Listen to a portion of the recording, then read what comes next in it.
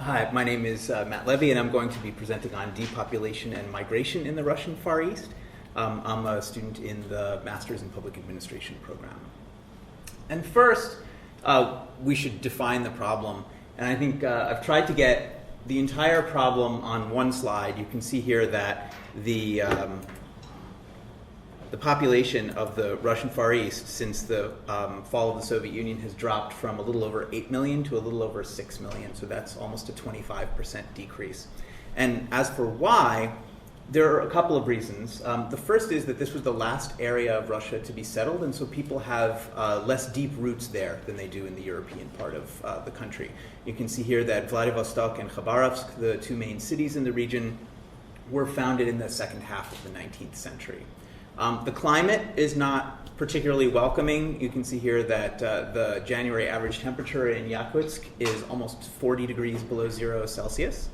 And it's really far away from the rest of Russia. Over here, a flight from Vladivostok to Moscow is almost 8.5 hours long.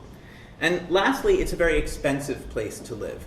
The price of potatoes in Vladivostok, about 45 rubles per kilogram, and in Krasnodar, where the climate is also a lot nicer, only 25 rubles per kilogram.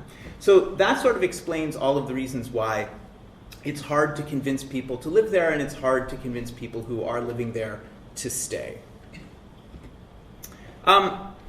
You might also wonder why this is a problem that anybody outside of Russia should be concerned about. You know, how many people live in Alaska is really not that relevant to anybody except the United States, right? But when people in the power centers of Russia look at this map and they see the 130 million people directly across the border in the three provinces of China that border Russia, what they see is this. And they are very concerned about, over the long term, a creeping Chinese annexation of Russia. And this has been sort of an ongoing geopolitical concern. And so this area has been declared like an area of geostrategic interest for Russia. And where that kind of conflict exists, and where there is potential for conflict in the Pacific region, as a Pacific country ourselves, this is something that should interest us. The government's express preference for repopulating the Far East is migration of Slavic peoples. They would prefer to see ethnic Russians moving from the western part of Russia out to the Far East, or Ukrainians, Belarusians, because they believe that this will be the least culturally difficult way to resettle it. And they have, in the last couple of years, the central government has taken some very concrete steps towards encouraging migration to the region. They have set up a ministry for economic development of the Far East. They have set aside some low-price airline tickets. So if you live in Vladivostok and have relatives in Moscow, you can take a low-priced airline flight to visit them. And another major program of theirs, which Alexander mentioned, is the Far Eastern Hectare. That basically any Russian citizen can have a hectare of land in the Far East just by applying, and then they can go and work that land. And this, of course, may remind Americans of a similar program that we had in the middle of the 19th century, where we encouraged people to settle the Midwest. The reason why this may not be as effective is in the 19th century, cities were uncomfortable, dirty, dangerous places, and a lot of the immigrants to the United States were farmers themselves in their countries of origin. And so it was very natural for them to just arrive in New York and immediately move out and settle in, say, Minnesota. But today, obviously, the vast majority of the population of the Northern Hemisphere is urbanized. They like living in cities, and it may not be entirely realistic to think that people who are enjoying the comforts of Moscow are going to fly out to the Far East and settle the land. So this program has been active for about a year, and it's had maybe 80,000 applications. There's no way of knowing how many of those people have actually moved and taken up residence on that land. But given the huge deficit in population that we saw on previous slides, this program alone is probably not going to do the trick. Another potential source of Slavic migration is actually the crisis in Ukraine. And I don't in any way mean to say that this is a causative factor in it at all, but as a result of the instability in eastern Ukraine, about 1.1 million Russian speakers have fled Ukraine and are currently living in Russia. And the government has allotted about 13 billion rubles for their upkeep. So these migrants who are already Russian speakers have access to free food and shelter and job training and help in settling more or less wherever they want. And there was a point where the government was hoping that a significant number of these refugees would choose to settle in the Far East. However, according to people that I interviewed there, only about 4,000 former Ukrainian residents have settled in the Far East, so it looks like this may not be a long-term solution either. So here, that leaves us with the possibility of international migration. And here you see some graphs that show migration to the Russian Far East.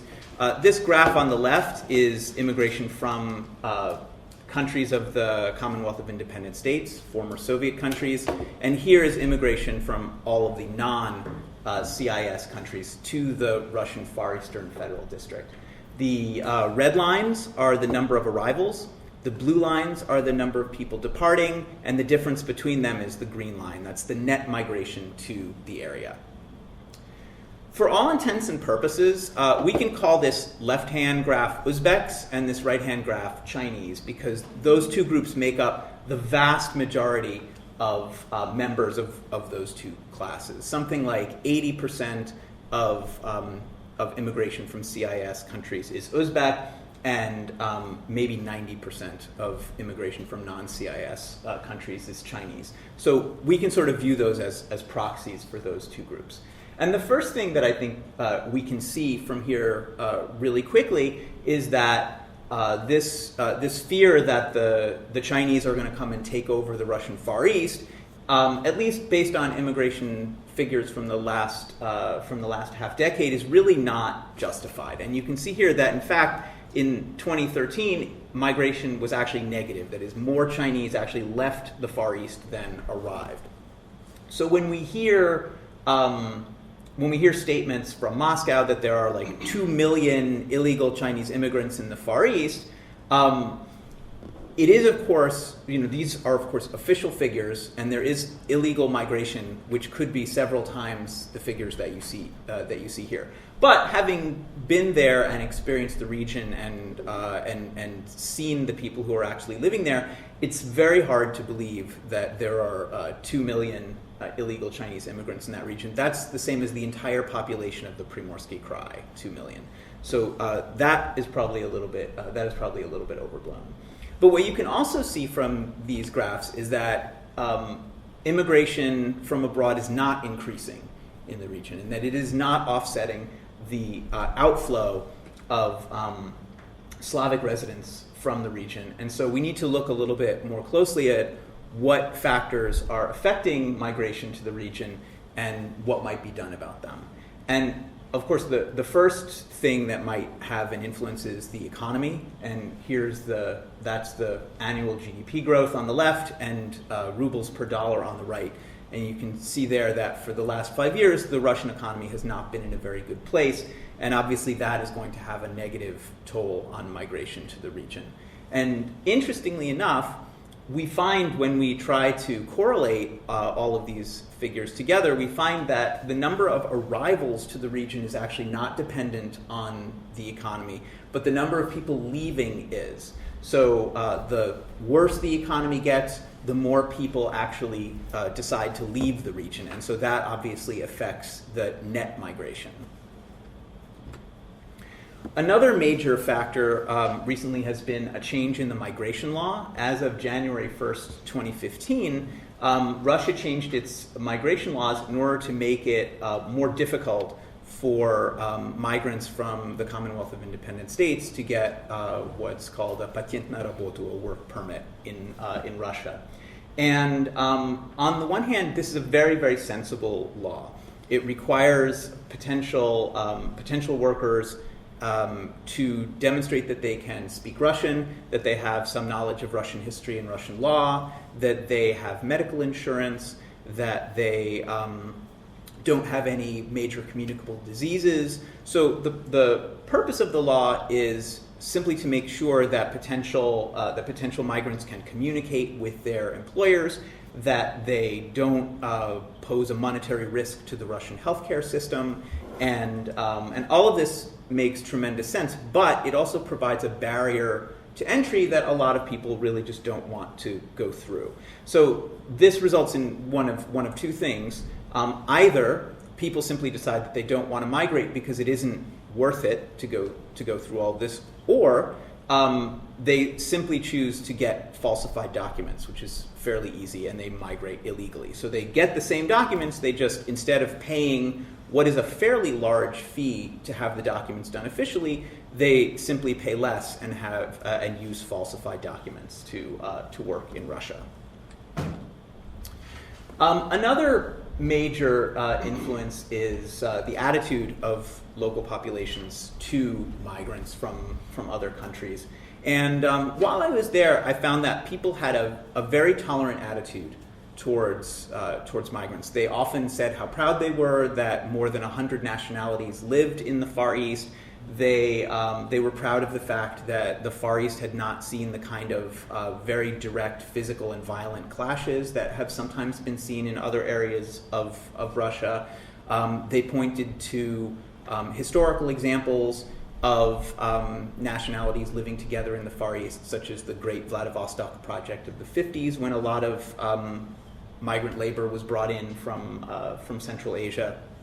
But in public opinion surveys, sometimes that information is belied a little in the in public opinion surveys. And we see here data from Kamchatsky Krai.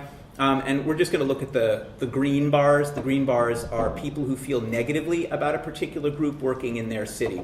And you can see, people coming from other parts of Russia, they're fine. Ukrainians, Belarusians, Moldovans, not so much. But once we get to the Chinese, Azerbaijanis, Central Asians, including Uzbeks and Tajiks, we see that people's negative feelings are much more pronounced.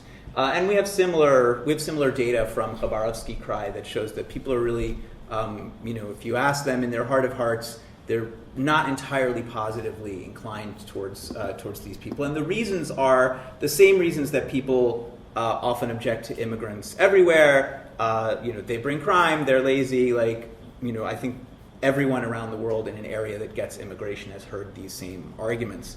I don't know that those are necessarily deserved. This is my new friend Rustam. We met at a Nowruz celebration in Vladivostok, and he's a second generation immigrant. He's the son of Tajik immigrants, so he's a Russian citizen, and he said, and this proved to be true in my conversations with almost everyone, that immigrants are actually far more positive about the future of Russia than Russians are. Russians are very, very negative often about, things here are terrible. But as in most countries, immigrants are much more positive, and Rustam felt very positively that his 6-year-old son could be the next president of Russia. As for solutions to this, how could more immigration be encouraged? One solution I ran up against was the solution that South Korea uses in order to recruit migrant labor from Uzbekistan. And what South Korea does is there is actually a center run by the South Korean government in Tashkent, and when a South Korean employer can't fill their positions, they can essentially put it in order. That center tries to attract qualified workers, and the advantage of this is that the employer knows that they are getting exactly the qualified workers that they want. They know they will have them on the date that they need. And the potential workers know that they'll have a job when they get there. They know what it's going to pay. They know what they'll be doing. They know it's above board and it's all legal. They have some time to learn about the Korean language and Korean culture, and the center can, of course, help them with that as well. In fact, some of the business organizations and NGOs that I met with in Primorsky Krai were actually interested in doing this on their own. They were interested in setting up a center for the Russian Far East to recruit migrants directly from Uzbekistan. They're in the initial stages of that, and I think the major question would be funding. Thank you, and I'd also wanted to put up a list of the many people that were good enough to talk to me while I was there, and thank them as well.